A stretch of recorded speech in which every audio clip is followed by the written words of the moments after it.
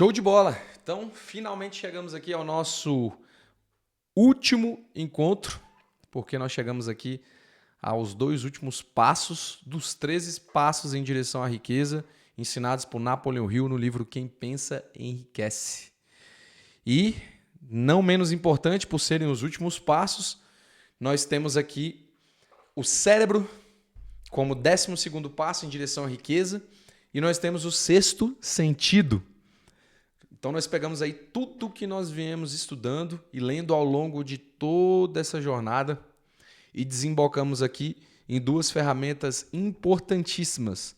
Uma física, o nosso cérebro, a grande estação emissora e receptora de pensamentos, e ao 6º sentido, que é essa ferramenta invisível, mas que tem grande poder sobre a nossa vida. É a conexão e a porta de entrada para a inteligência infinita, a mente do Criador, o todo, aonde nós conseguimos aí se conectar e trazer para nós informações, ideias, insights relevantes para a nossa jornada, nossa caminhada em direção ao crescimento e ao sucesso. Então nós vamos dar início aqui falando sobre o cérebro. 12º passo, uma estação de emissão e recepção de pensamentos. Qual que é a ideia central deste passo? O cérebro humano é como um transmissor e receptor de frequência mental. Ele é a grande ferramenta mecânica responsável por transformar os pensamentos em ondas, em frequência. Ele pode captar pensamentos de outras pessoas, do subconsciente coletivo e da inteligência infinita. E aí, quais são os pontos chaves deste capítulo? Nossos pensamentos vibram em frequência e são transmitidos como onda de rádio. Isso aqui é muito falado através da tão famosa lei da atração. O que é a lei da atração?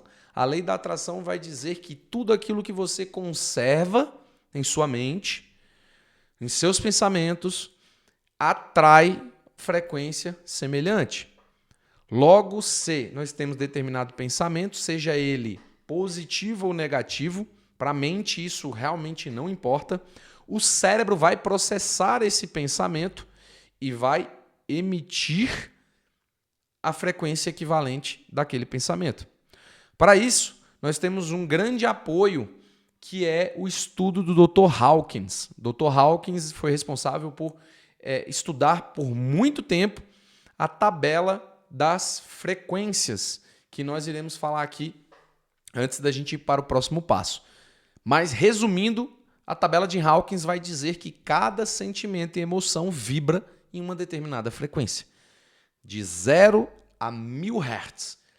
Então, nós temos pensamentos, conservamos esses pensamentos em nossa mente e o nosso cérebro, a parte física do nosso corpo, funciona como uma grande estação emissora e receptora desta frequência.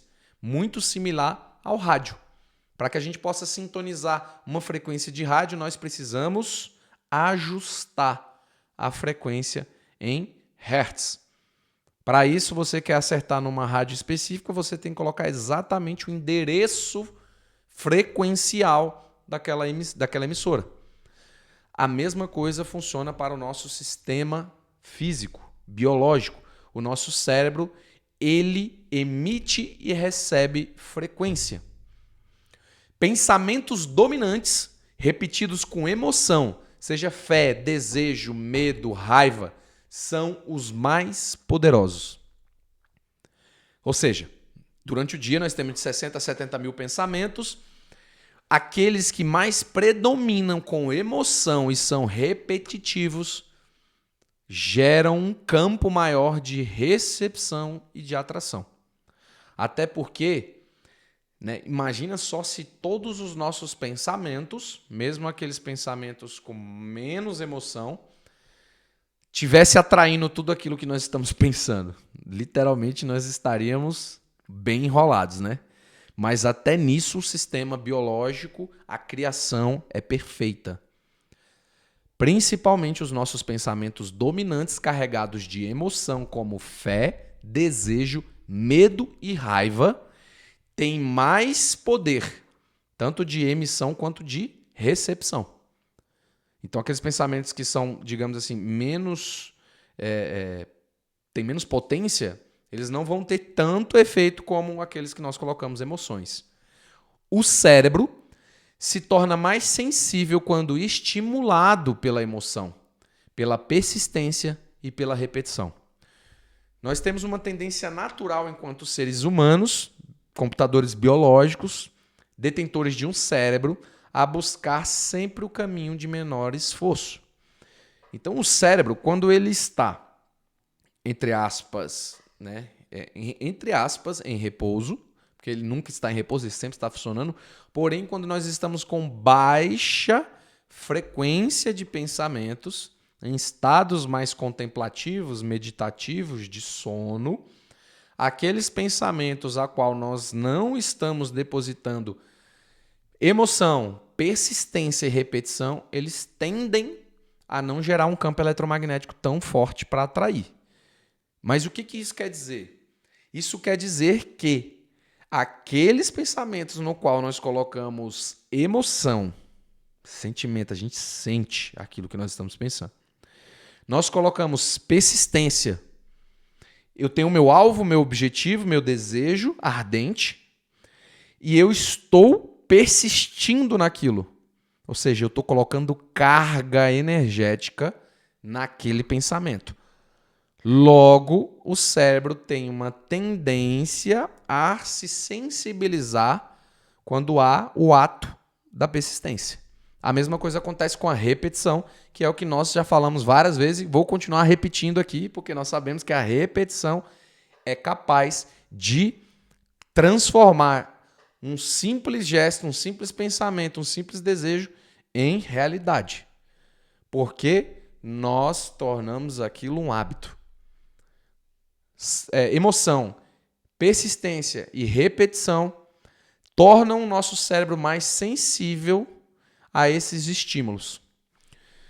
E aí, isso explica também um capítulo anterior, que é o Mastermind, um grupo harmonioso de mentes. Ele é tão poderoso por quê? Porque as mentes se conectam e potencializam umas às outras.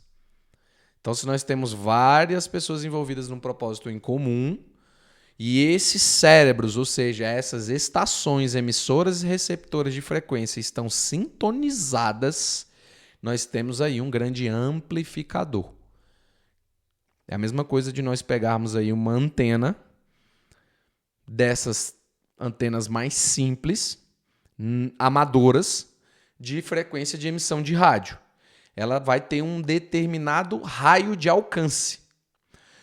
Porém, se você notar, as grandes estações emissoras e receptoras de frequência de rádio, militares ou de centros de pesquisas espaciais, aeronáuticas, as antenas são gigantescas. Aquelas grandes antenas que estão posicionadas para emissão e recepção de ondas de frequência de rádio. A mesma coisa é o Mastermind. Se a gente parar para fazer uma analogia, tudo o que nós vemos hoje no mundo material de tecnologia, a maioria delas são inspiradas no próprio computador biológico que é o ser humano. A gente usa a tecnologia, nem quer saber como ela funciona e acaba também não sabendo como nós mesmos funcionamos. Wi-Fi, rádio, celular, ninguém sabe como funciona. A maioria das pessoas não sabe como funciona, mas acredita que funciona, não acredita? Se eu pego aqui e mando um WhatsApp aqui pro Jefferson, eu não tenho dúvida que a mensagem vai chegar para ele se eu estiver conectado na internet. Não tenho dúvida. Para mim isso não é uma novidade. E por que quando a gente fala sobre onda, sobre partículas, sobre frequência, sobre energia, no âmbito do ser humano, muita gente ainda duvida? É uma pergunta que realmente a gente tem que se fazer. Cara, como que funciona o Wi-Fi, o celular, Como que eu faço uma ligação dentro de um trem-bala, indo para a Europa e consigo falar com a minha mãe lá em Brasília? Se o trem está a 400 km por hora.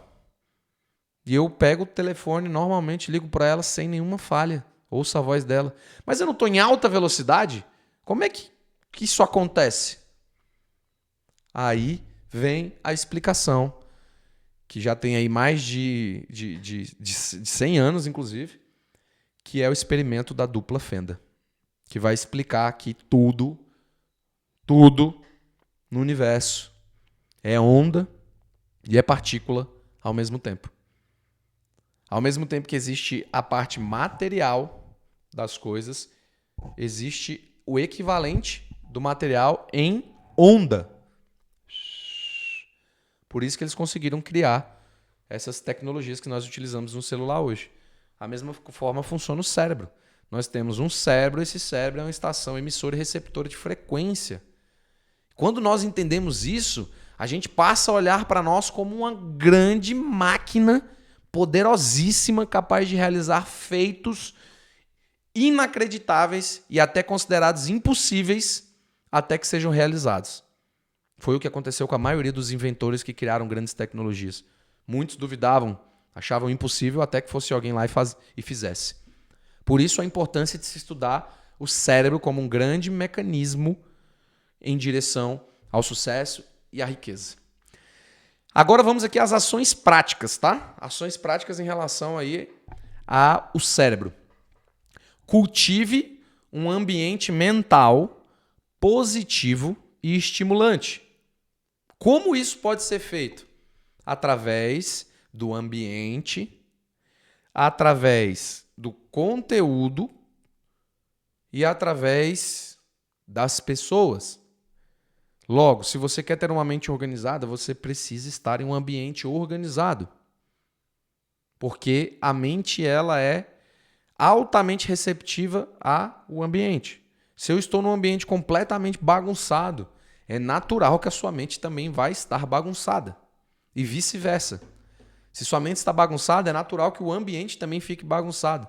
Um é reflexo do outro, tá?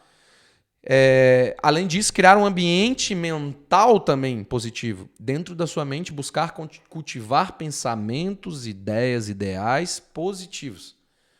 Como eu havia falado em um encontro anterior, nós temos um grande terreno fértil dentro da nossa mente, que todo dia nós estamos lançando sementes ali dentro e essas sementes vão germinar e essas sementes vão dar frutos.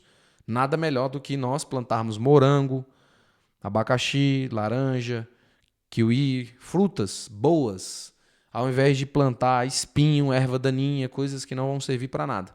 Beleza? E o que é criar um ambiente estimulante? Ter próximo de você coisas que vão te estimular positivamente e em direção àquilo que você deseja. Então, se eu estou num ambiente onde eu quero produzir, eu tenho próximo de mim o quê? Eu tenho livros, tenho um computador, ou se eu estou no meu momento de produção de música, eu estou num ambiente onde eu tenho ali os instrumentos. O que eu preciso para estimular eu querer estar focado, beleza? Segundo, esteja consciente do tipo de pensamentos que você está emitindo e também absorvendo. Por muitas das vezes, nós estamos altamente envolvidos pelos nossos pensamentos. Por muitas das vezes, nós não nos damos conta dos pensamentos que nós estamos emitindo. Às vezes, a gente está no trânsito, é campeão de fazer isso, né? A gente está no trânsito, a pessoa dá uma cortada, dá uma freada, ou buzina para você, você entra num loop de pensamentos ali e começa a ficar emitindo ali pensamento.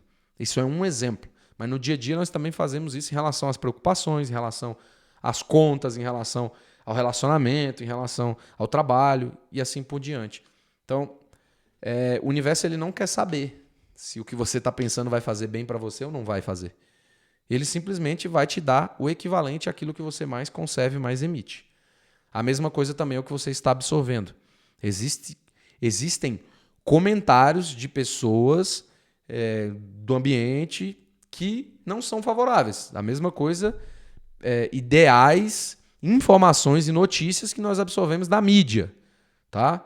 A mídia hoje, pela sua maioria, está contaminada. Contaminada. Com um simples objetivo e interesses próprios, aonde estão compartilhando notícias e informações que de fato não são relevantes para ninguém, a não ser para nos prejudicar. Notícias ruins, mortes, assassinatos, roubos, furtos, estupros e etc. É isso que passa na televisão o dia inteiro. Quando passa alguma coisa mais ou menos, ainda tem ideais, influências, etc. Então nós estamos ali o tempo inteiro no nosso ambiente absorvendo informações.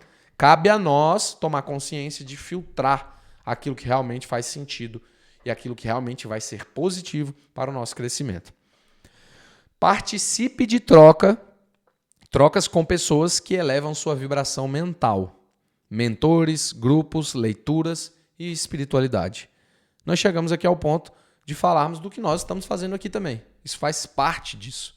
Quando nós nos reunimos para falar sobre coisas positivas, crescimento, nós estamos absorvendo aquilo que realmente vai alimentar o nosso cérebro, a nossa mente, com princípios, com informações e conhecimentos que vão nos colocar mais próximo daquilo que nós desejamos realizar. Beleza? Esses são os 3 passos práticos e aplicações para o 12º passo, que é o cérebro. Então nós chegamos aqui ao último passo, 13º, que é o 6º sentido. A porta de entrada para a inteligência infinita. Lá no capítulo sobre o subconsciente, nós falamos que o subconsciente é a grande ponte que conecta a nossa mente subconsciente com a inteligência infinita. E agora nós chegamos nela, conhecida também como o 6º sentido. E o que é o 6º sentido? É uma intuição aguçada, um sentir interior que ultrapassa a lógica. Ele é o canal de comunicação com a inteligência infinita. Ou seja, nós temos aí um grande sensor, comunicador, que se conecta com o sentir, com aquilo que é mais sutil, que não é perceptível aos olhos nus, não é perceptível aos nossos 5 sentidos. E nós, por maior parte das vezes do tempo, somos dominados e influenciados por aquilo que nós vemos, sentimos, ouvimos, falamos, tocamos, que são os 5 sentidos. E acabamos esquecendo que existe aí o subconsciente que se conecta com o nosso 6º sentido, onde nós percebemos aquilo que não está visível. Mas todos nós temos essa capacidade inata. É o famoso intuição. A famosa intuição. Nossa, tive uma intuição aqui que eu devo voltar lá em casa e pegar a chave da loja. Ou eu não ouvi minha intuição. Eu senti que deveria ter pegado a chave da loja. Agora eu estou a 40 quilômetros de distância e eu não trouxe a chave da loja. Todos nós temos essa capacidade. A diferença é desenvolvê-la e passar a utilizar como ferramenta de apoio na nossa jornada evolutiva. Então, o 6º sentido nada mais é do que a intuição aguçada. É o sentir interior que ultrapassa a lógica. Ele é o canal de comunicação com a inteligência infinita. Pontos chaves aqui deste passo. Ele não pode ser forçado. Ou seja, não adianta você parar e eu vou forçar aqui a minha intuição. Ele não pode ser forçado. Mas ele se desenvolve naturalmente após a prática dos 12 passos anteriores. Olha isso. Então nós chegamos no 13º passo e Napoleão Hill vai falar aqui que o último passo, que é o 6º sentido, ele não pode ser forçado, mas ele pode ser desenvolvido naturalmente com a prática dos 12 passos. Desejo, fé e confiança, autossugestão, conhecimento especializado, imaginação, planejamento organizado, decisão, persistência, o poder da mente superior, mastermind, mistério da transmutação sexual, o subconsciente e o cérebro. Aí nós entendemos por que 13 passos foram identificados por mais de 30 anos de estudo. 30 anos dedicados de um homem a estudar os homens mais bem-sucedidos da América e em ter encontrado entre eles em comum 12 passos, mais o 13º, que formam aí o que ele chama de a fórmula do enriquecimento. E aí tudo se complementa, tudo se completa. E a gente entende que existe sim uma fórmula, desde que respeitada, desde que praticada e executada. E aí ele vai dizer que como que o sexto sentido se manifesta? Através de pressentimentos, ideias espontâneas, soluções criativas e intuitivas. Aí a gente começa a entender. Ah, tá. Então eu tive um pressentimento que isso ia acontecer. Sexto sentido. Nossa, acabei de ter um insight. Essa ideia é top. Sexto sentido. Caramba, pensei agora numa solução que vai dar muito bom. Isso aqui realmente vai ser inovador e vai mudar a vida de muitas pessoas. Ou vai gerar um impacto positivo na vida dos meus clientes, dos meus pacientes. Sexto sentido.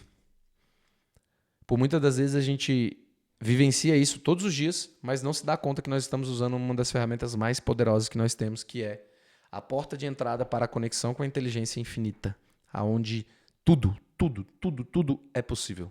Literalmente tudo. Tudo que o ser humano um dia acreditou que não fosse possível, a maioria dessas coisas já se realizou. Nós estamos vivendo uma era que logo estaremos aí caminhando, né, pelo espaço. Já tem ideias aí de colonização de outros planetas, coisas que alguns anos atrás era um absurdo, uma loucura.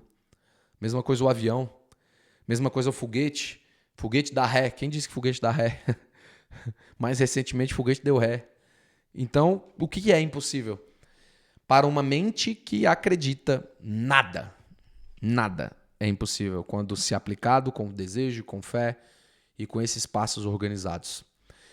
É o nível mais elevado da mente, onde você age e em sintonia com algo maior que você mesmo.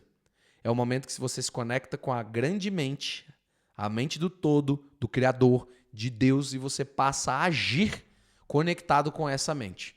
Aí, meu amigo, não tem quem pare você mais, porque você literalmente acessou a fonte infinita.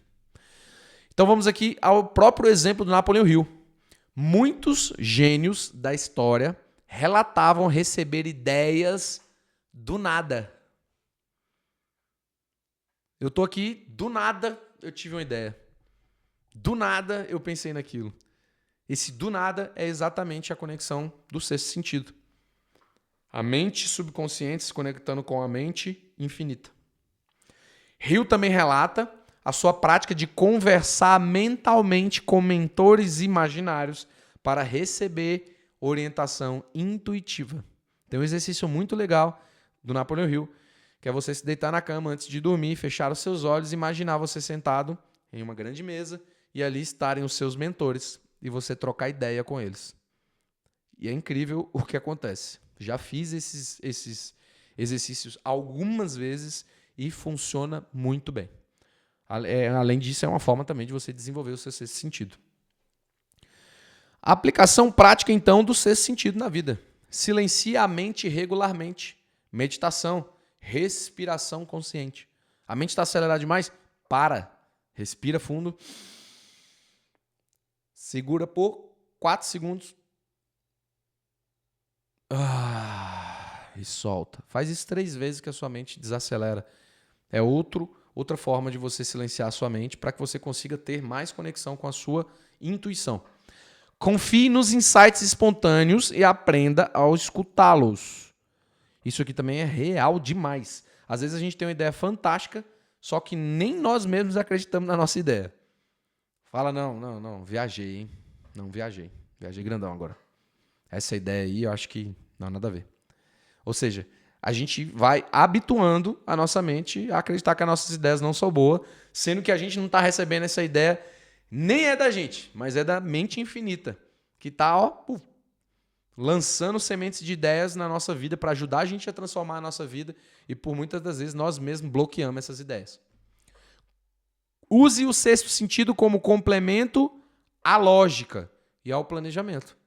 Então eu tenho aqui a lógica. A lógica é que se eu executar essa tarefa, vai gerar esse resultado aqui e o meu planejamento está dizendo que eu tenho que fazer isso aqui. Beleza. E o meu sexto sentido? É aquele momento que você para, observa. Olha, eu acredito que realmente isso aqui pode gerar um impacto assim assado na vida aqui do meu cliente. E aí você imagina ali com o seu sexto sentido, com o seu subconsciente, aquele resultado, o cliente tendo aquele resultado. E aí você complementa a lógica do que você está fazendo e o planejamento que você já tem. Aí você tem um combo perfeito. Por quê? Porque muitas vezes a gente vai só por um ou só por outro. Mas quando você complementa todos, você tem uma chance maior de assertividade, né? E com isso, nós chegamos aqui ao final do 13º passo. E aí nós vamos ter aqui um bônus, tá? Antes, nós temos aqui 6 minutos antes de encerrar essa transmissão. Eu vou abrir aqui, Jefferson, para a gente poder trocar uma ideia. E depois, quando eu cair e a gente voltar, eu vou pro bônus, que são os 6 fantasmas do medo. É fantástico também essa parte aqui, faz parte do livro também, e nós vamos falar a respeito dele também. Beleza? Então tá aberto, se você quiser ligar o microfone. Eu só queria fazer uma observação. Você falou um negócio aí a respeito de colonização no espaço, essas coisas. Aí vem na minha cabeça, olha que coisa engraçada. Há muito tempo atrás, quando Steven Spielberg fazia Star Wars, que tinha essa colonização, o que será que passava na mente dele, né? Porque se você pegar os filmes dele, De Volta para o Futuro, é o que está acontecendo hoje.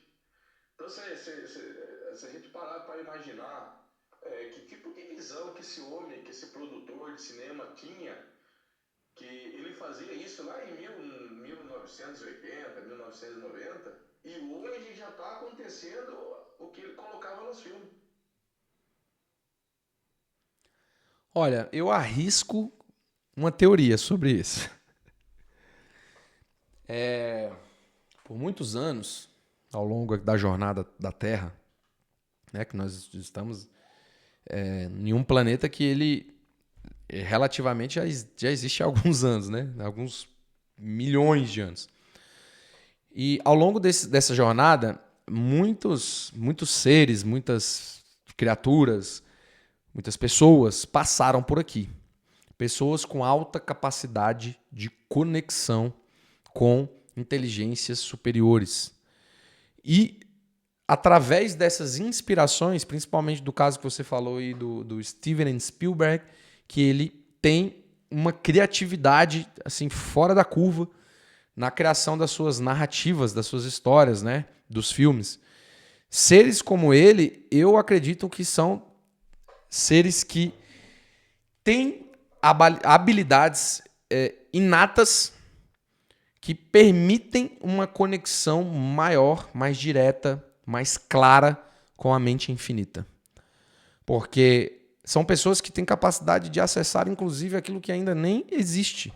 Que foi o caso, não só ele, mas vários outros autores já escreveram filmes que muitas das coisas que aconteceram nesse filme a gente está vivenciando hoje. Né? Além de pessoas com alta capacidade de interpretação dos manuscritos, como a Bíblia e como outros manuscritos, como gnósticos e outros que foram deixados ao longo da história do planeta. Pessoas que conseguem ler em outro nível. Ele lê, ele está lendo aqui, mas ele está captando outra informação. E através dessa informação ele consegue canalizar isso de maneira criativa, seja numa história, seja numa narrativa para um filme, como é o caso dele. E realmente, se a gente olhar, cara, quantos filmes não estão literalmente deixando de ser filme e nós estamos vivenciando aí na realidade. Ainda mais agora com a era da inteligência artificial. Robôs, né? Muitos robôs espalhados por aí, toda essa situação que nós estamos vendo aí acontecer aí na ponta do nosso nariz. Você vê, tem coisa que eu costumo. Eu não sei porque, acho que porque eu fui dono de locador, então eu Ah, costumo simular muito com filme. massa. Então, essa história, você vê lá pro lado da China, do Japão, esses robôs que tinha, isso aí já foi avisado naquele filme do Will Smith e o robô. Entendeu? Um dos Então, clássicos que fala sobre isso. se você começar a analisar e começar a pensar, é um negócio que chega a ser assustador, cara. É muito doido falar isso porque, cara, tem muita coisa pra acontecer ainda, viu, Jefferson? Muita coisa pra rolar. E, Quando a gente pensa que tá chegando próximo do fim, na verdade é o próximo do começo do começo. e nós estamos, viu? Nós estamos nos aproximando de uma grande transformação na humanidade. Na era, como a gente conhece, grandes evoluções já aconteceram em outros momentos, né? Na época de Atlântida. Atlântida foi uma sociedade, uma civilização altamente desenvolvida tecnologicamente, que sucumbiu justamente por conta disso. Chegaram num nível tão absurdo tecnológico que começaram a fazer manipulações genéticas, misturarem seres, e virou uma bagunça e assim, o planeta ele é uma entidade viva, né? Um organismo vivo que ele busca sempre a harmonia e o equilíbrio. Quando está muito desequilibrado, ele vai buscar o quê? O equilíbrio. Nem que para isso seja necessário a extinção em massa de uma civilização inteira, como foi o caso de Atlântida. Eu, sinceramente, nessa era, eu não acredito na extinção em massa da humanidade mais, até porque há registros dessa aliança, né, de que não haveria mais essa extinção, porém eu acredito em uma grande mudança, um grande impacto em toda a sociedade, em toda a civilização.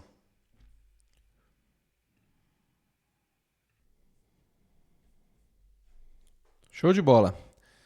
Então vamos dar continuidade aqui, falando dos 6 fantasmas do medo, né?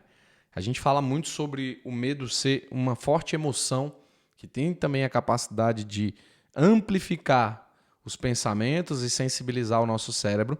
E aqui ele vai falar sobre os 6 principais fantasmas do medo para nos dar consciência, fazer com que a gente tome consciência de quais são esses medos e de que maneira isso pode estar nos influenciando. Todo ser humano carrega dentro de si esses 6 medos básicos. Eles sabotam a riqueza, o sucesso e a liberdade se não forem dominados. Napoleão Hill os chama de fantasmas porque eles são invisíveis, silenciosos e sorrateiros, mas têm poder devastador sobre quem não os reconhece e neutraliza. Tá aí a importância de se conhecer quais são esses medos. O primeiro medo é o medo da pobreza. Nada paralisa mais do que o medo de ficar sem dinheiro. Causa hesitação, falta de ação, conformismo, submissão. Normalmente ele se manifesta como preocupação excessiva com contas, sensação de escassez, inveja dos ricos, vergonha por querer prosperar. Qual é então o antídoto para esse medo? Autoconfiança, atitude de merecimento e mentalidade de abundância. Tá? Aqui 3 antídotos para superar o medo da pobreza. E ele fala sobre isso ao longo da leitura, principalmente no capítulo lá sobre autoconfiança, tá? Onde você busca exercitar a sua autoconfiança, ter a atitude de quem merece. Todos nós nascemos do mesmo lugar. Só diferentes mães, porém viemos da mesma fonte. Ou seja, logo todos nós temos a mesma oportunidade. Independente de qual é a situação de cada um, física, material e etc., nós temos a mesma oportunidade em que sentido? Nós temos uma mente que tem a possibilidade de ter ideias, pensamentos e de se conectar com a mente infinita. E buscar cultivar uma mentalidade de abundância. Isso no dia a dia, né? Buscando se substituir os pensamentos de escassez, de falta, de necessidade por pensamentos de abundância. Mesmo que, materialmente falando, você não esteja vendo aquilo tudo em abundância, mas você vai invertendo a polaridade daquilo, até que aquela realidade se torne material. Segundo medo, medo da crítica. O medo da opinião dos outros destrói mais sonhos que o fracasso. Olha isso. O medo do que vão dizer da opinião dos outros destrói mais sonhos do que o próprio fracasso. Porque o fracasso, como o próprio Napoleão Hill diz, todo fracasso vem consigo uma semente equivalente de sucesso. Basta você não desistir, continuar persistindo, seguindo os passos. Já o medo da crítica, não. Se você tem medo do que vão falar sobre você, naturalmente você já para no meio do caminho. Como que ele se manifesta? Através de uma timidez excessiva, necessidade de aprovação, autoimagem negativa, você se vê de maneira negativa. E o antídoto para esse medo é clareza de propósito.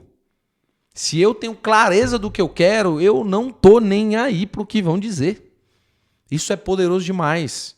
Por quê? Porque as pessoas vão ir contra você. É natural que isso aconteça, porque o ser humano naturalmente tende a estar sempre olhando para o lado negativo das coisas. Então, se você vai em direção ao objetivo com propósito, não interessa o que vão falar. Você sabe aonde você vai chegar, você sabe qual é o seu alvo. Então, o que falarem para você, entra aqui e sai aqui. Autoestima. Buscar exercitar a autoestima, cuidar de si, o autocuidado. A busca por conhecimento. Coragem para ser autêntico. Eu sou assim. Você pode notar que a maioria das pessoas que têm sucesso na internet são pessoas autênticas. Ela fala o que quer, faz o que quer e as pessoas estão lá aplaudindo. Mas quando é para a própria pessoa fazer, ela não quer. Porque ela tem medo do que vão pensar. Mas ela é fã e segue um influenciador ou uma influenciadora lá que fala o que quer, faz o que quer e é multimilionário. Aí quando ela olha para si, ela não consegue enxergar que é a autenticidade daquela pessoa que também é responsável pelo sucesso dela. Terceiro medo, medo da doença. Ansiedade constante pela saúde atrai a própria enfermidade. Olha só que contraditório. A ansiedade constante pela saúde atrai a própria enfermidade. Ai, meu Deus, eu não posso ficar doente. Ai, meu Deus. Aí aquele pessoal que está o tempo inteiro, né? Nada contra as pessoas que usam máscara, mas tem gente que está o tempo inteiro aqui, ó. Eu tenho notado isso na rua. Ontem, ou foi anteontem, eu vi algumas pessoas com máscara. Lógico que a gente sabe que existem casos e casos, pessoas que realmente naquele momento necessitam estar mais com mais precaução. Pessoas de idade, pessoas com certas comorbidades. Porém, a gente também percebe que existem várias pessoas que têm excesso de precaução, excesso de cuidado. E, de certa forma, isso acaba atraindo aquilo que você mais teme. Né? Aquilo que mais temia me sobreveio. Então, você teme, até que uma hora você vai atrair para o puro eletromagnetismo. Enfraquece a mente e o corpo, tornando a pessoa hipocondríaca ou passiva. Aquela pessoa, né, que é hipocondríaca, que está sempre caçando um meio de somatizar alguma doença, né, através da insistência no pensamento da doença. Como que ela se manifesta? Obsessão com sintomas. Ai, meu Deus, deu uma coçadinha aqui na garganta. Não, eu tô com inflamação na garganta. Aí começa. E aí essa obsessão naturalmente vai atraindo para o corpo da pessoa. Consumo exagerado de medicamentos. Tem gente que realmente é viciado em remédio, né? Não pode... Eu tive pessoas próximas que eu não podia espirrar, que já falava que eu tinha que tomar remédio. Ah, eu tô com um pouquinho de dor de cabeça. Toma um remédio. Cara, não é assim. Às vezes o meu corpo ele tá cansado. O que ele precisa, às vezes, é deitar, descansar, às vezes sair da tela, do celular, entendeu? Mas há quem acha que para tudo na vida precisa tomar um remédio. Medo de envelhecer. Tá aqui também um ponto que é importante. Cara, todos nós vamos envelhecer um dia. Eu sei que há aí uma mudança de fase na vida, porém nós não podemos colocar o nosso foco somente nessa mudança. Né? A gente saiu de uma década e foi para outra década. Né? Vem ali, lógico, sempre vem os pensamentos e tal, mas a gente não pode colocar foco nisso. Qual que é o antídoto para o medo da doença? Focar no quê? Na doença? Não, na vitalidade. É sempre o contrário. Se você quer, Madre Teresa de Calcutá já falava isso. Se você quer evitar uma guerra, não faça uma manifestação contra a guerra. Não faz sentido. Você pode perceber, notar quando as pessoas estão querendo se manifestar contra alguma coisa, elas vão contra a coisa e não a favor daquilo que elas querem. Foi o que Madre Teresa de Calcutá falou. Se você é contra a guerra, não faça uma manifestação contra ela. Faça uma manifestação pela paz. Sai todo mundo na rua, nós somos contra a guerra, nós somos contra a guerra. Você está alimentando a guerra. Se você faz o contrário, manifestação pela paz, você está alimentando a paz. É simples. Boa informação, equilíbrio mental, confiança no corpo. Você tem que confiar no seu corpo. Para isso você precisa trabalhar, se exercitar, buscar informação, equilíbrio emocional. Principalmente na era que nós estamos vivendo, nós estamos aí se deparando com várias guerras silenciosas que já estão acontecendo há bastante tempo, mas que agora eu percebo que muitas pessoas se pronunciaram e resolveram falar sobre o tema, principalmente médicos mais integrativos que estão falando sobre soluções naturais para os problemas. Água com sal, água com limão, tomar sol e outras coisas mais, magnésio, suplementação. Estão falando sobre coisas positivas, ao invés de simplesmente ficar receitando remédios para remediar o problema. Né? Então, é isso que ele quer dizer aqui. E equilíbrio emocional, porque o emocional ele impacta diretamente no físico. Espiritual, emocional, físico. Então, a doença ela vem de lá para cá e não daqui para lá. Quando nós buscamos um equilíbrio emocional, naturalmente nós estamos blindando contra as possibilidades aí das doenças. Quarto medo da perda do amor. A insegurança emocional gera ciúmes, apego e sofrimento desnecessário. Leva a dependência, possessividade, perda de autoestima. Como que se manifesta? Através da desconfiança, medo de ficar só e do ciúmes excessivo. Qual que é o antídoto? Amor próprio. Primeiro eu me amo, para depois amar o próximo. Ame o próximo como a ti mesmo. Então primeiro eu tenho que amar quem? A mim. Como que eu vou amar outro se eu não amo a mim? Então o antídoto para a perda do amor, medo da perda do amor próprio. Confiança. Compreensão de que o amor não pode ser forçado. O amor é algo natural. Quinto medo da velhice, medo de envelhecer. Temor de se tornar inútil ou ser abandonado. Impede de aproveitar o presente, o momento do agora e planejar o futuro com sabedoria. Ele se manifesta como a recusa em envelhecer, apego à juventude, a desvalorização da experiência. Então, tudo bem cuidar do corpo, cuidar da estética, isso realmente, quando tem o foco na vitalidade, é muito positivo. Mas quando o foco é no medo de envelhecer, ai meu Deus, minha pele está ficando mais flácida, eu estou começando a ter algumas manchas e tudo mais, e aí começa uma busca incessante por estética e isso acaba se tornando uma doença por conta do medo do envelhecimento, que é algo natural que vai acontecer com todos nós. Qual que é o antídoto, então, para o medo de envelhecer? Reconhecer o valor da maturidade. Eu não estou envelhecendo, eu estou amadurecendo. Planejar com visão e sabedoria.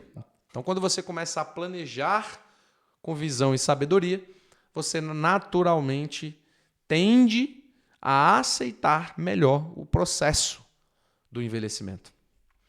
Sexto e último medo, eu acredito que um dos medos mais comuns entre a humanidade, o medo de morrer. Medo da morte. O medo final, que impede a entrega total à vida. Se eu estou o tempo inteiro com medo de morrer, como que eu vou viver? Eu não consigo me entregar para a vida, porque se eu me entregar, eu tenho medo de morrer.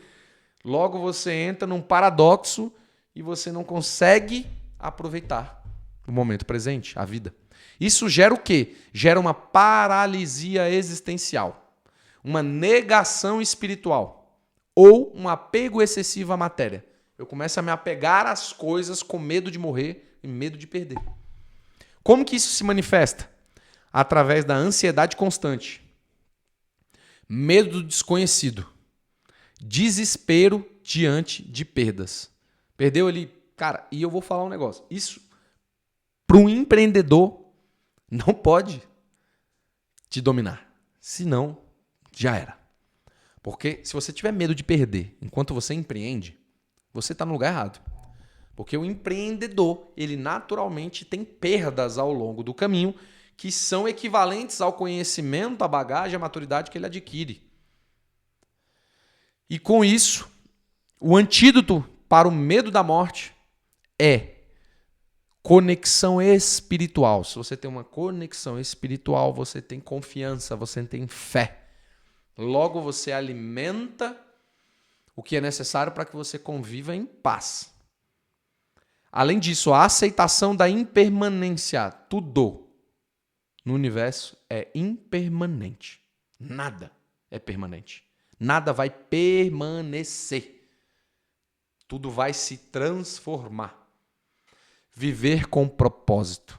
Está aí um dos maiores motivos de doenças mentais, psicológicas, que são desenvolvidas ao longo da vida. Tá? Não aquelas comorbidades que já vem através da epigenética e etc. Mas aquelas que são desenvolvidas, ansiedade, depressão e outras mais. Porque são pessoas que naturalmente não têm um propósito, elas não têm um motivo forte o suficiente para justificar a existência dela. Se eu não tenho um motivo para estar vivo, para que eu vou estar vivo? Né? São questionamentos naturais. Muitos de nós já passou por esse questionamento em momentos difíceis. Né? De, às vezes, perder alguma coisa, uma pessoa, um ente querido, e a gente se vê naquele movimento de luto e de, cara, mas minha vida perdeu sentido. Não é que a sua vida perdeu sentido, é que talvez o seu propósito, o seu sentido estava em outro lugar. Você precisa redirecionar. Meu propósito é esse, eu vou chegar aqui. Então, se eu vou chegar aqui, eu tenho um alvo, um motivo, eu tenho um propósito para viver. Então, dificilmente você terá situações na qual vão questionar o motivo da sua existência, quando você tem um propósito. Como identificar, então, os fantasmas? Napoleão Hill vai ensinar que os fantasmas se alimentam de quê? Aí aqui vem a grande chave. Procrastinação. Está procrastinando demais? Procura saber se não tem nenhum dos 6 medos influenciando você. Dúvida. Está o tempo inteiro com dúvida. Ai, meu Deus, estou com dúvida. Procura saber se nenhum dos 6 medos estão influenciando você. A inércia. Está parado, não consegue se mover. E a submissão à opinião dos outros. Tudo que os outros falam, você acata. Você virou submisso ao que os outros falam. E para você vencê-los é necessário vigilância mental contínua. Repetição de pensamentos positivos e fortalecimento interior. Ninguém falou que ia ser fácil. Ninguém. Quando a gente encarnou aqui nessa terra, ninguém falou para nós, vai ser fácil. Ninguém falou. E ia ser desafiador.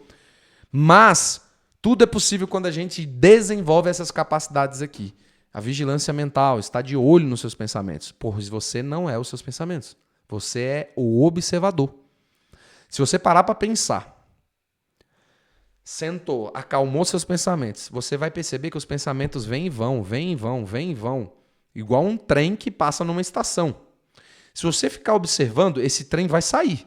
Daqui a pouco vai vir outro. Ele vai sair. Daqui a pouco vai vir outro. Se você fosse os seus pensamentos, você nem existia mais. Porque você já teria saído junto com o pensamento. Concorda? Logo, você não é os seus pensamentos. Você é o observador. É quem vem antes do pensamento. É quem produz o pensamento. Quando você entende isso, você passa a ter um pouco mais de clareza na hora da vigilância mental. Então vamos aqui à nossa conclusão. Conclusão tanto do nosso encontro quanto da leitura deste primeiro livro, que é a mensagem final do Napoleão Hill. Mate esses fantasmas, um a um, antes que eles matem o seu sonho. Use essa parte do livro como um momento de reflexão profunda, limpeza mental e renascimento pessoal. Essa é uma parte reflexiva do livro, aonde você para observar você.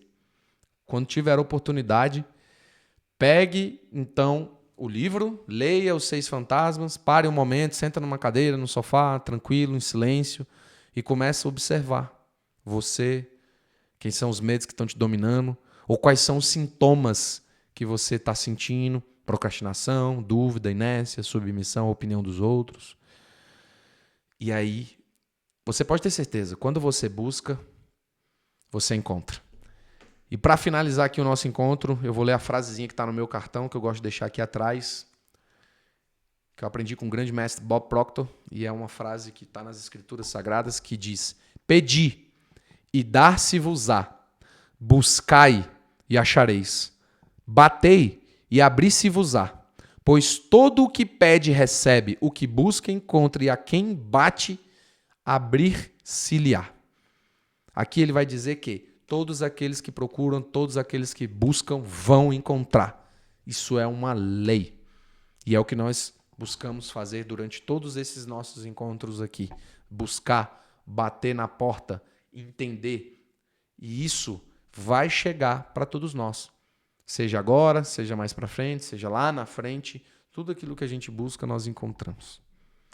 Assim, nós encerramos aqui, com muita satisfação, o nosso primeiro livro do Clube do Livro do Mindset Águia.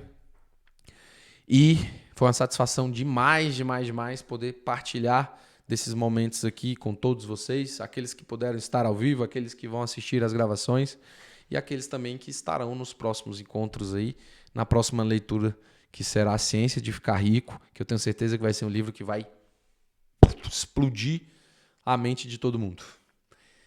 E para finalizar, eu vou também confeccionar um PDF com esses resumos que eu li durante todos os nossos encontros, para que seja um guia, para que vocês se recordem sempre que precisarem, para não ter que sempre buscar a leitura toda do livro, um manual de resumo aí. Show? Tamo junto, Jefferson. Gratidão por estar aqui comigo nesse último encontro. Você que por muitas vezes sustentou aí essa egrégora, essa energia junto aqui comigo. E, cara, eu quero, como falo sempre para você, em breve poder estar ouvindo seus depoimentos, as transformações, os milagres, tudo que tem acontecido na sua vida aí, por conta dessa sua busca, desse sim que você disse para você mesmo, de buscar mais conhecimento, de ler, de estar conectado com algo que vai te fazer crescer. É isso aí, eu que agradeço, né? Agradeço porque o convite foi feito para mim. Eu já imediatamente já aceitei o convite para entrar no grupo. E para mim está sendo transformador, cara. Para mim está sendo transformador. Então, se tem alguém que tem que agradecer alguma coisa aqui, esse realmente sou eu. Tamo junto demais. Tamo junto. E aí, eu vou confirmar se a gente já começa a leitura do próximo na próxima terça ou se a gente dá um intervalinho aí de uma semana, até para terminar a leitura desse. Eu acredito que seja até a melhor opção. Em vez da gente já engatar em outro, vamos dar um intervalo aí de uma semana para poder concluir essa leitura, absorver esses insights, que eu sei que é muita informação, e até para a leitura do PDF também, que eu vou mandar para vocês. Show de bola. Beleza? Jefferson, Beleza. tamo junto e até o nosso próximo encontro. Um abraço. Abraço, Amém. tudo de bom. Você também.